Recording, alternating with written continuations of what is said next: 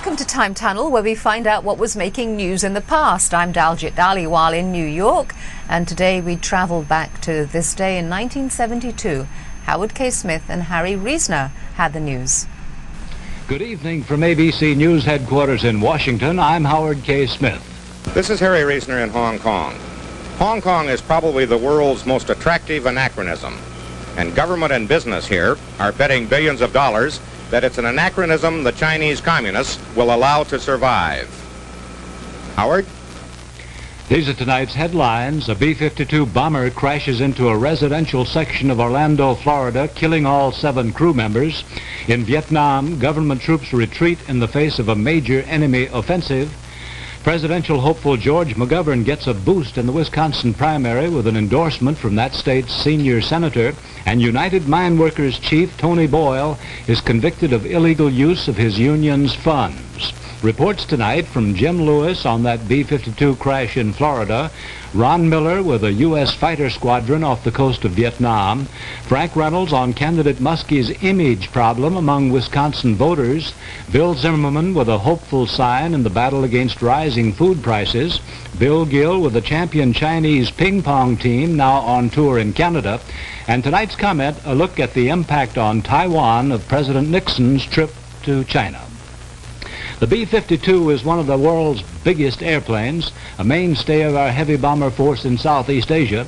Today, one of those giant planes crashed into a residential area near Orlando, Florida, and blew up in flames. The result? All 7 crewmen killed, at least 8 civilians injured, 1 critically, and a number of houses badly damaged. Details from Jim Lewis of WFTV in Orlando. But the plane did not score a direct hit on the civilian homes in this area is perhaps luck, perhaps a tribute to skillful flying on the part of a pilot.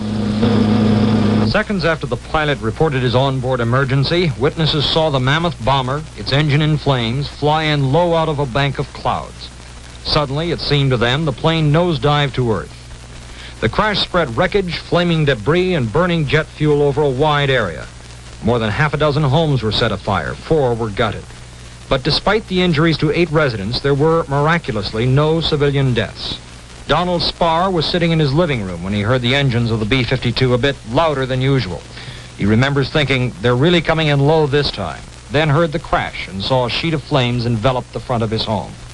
I immediately moved out of the sliding doors at the rear of my house and went to the rear of my property. When I was there, the people next door,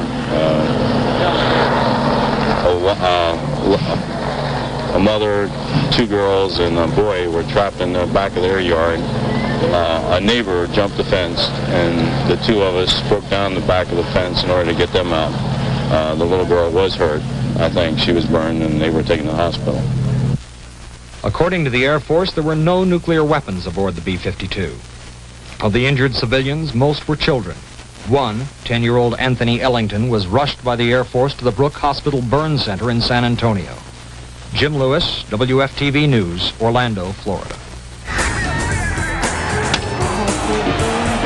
And what you can do for your country. Mr.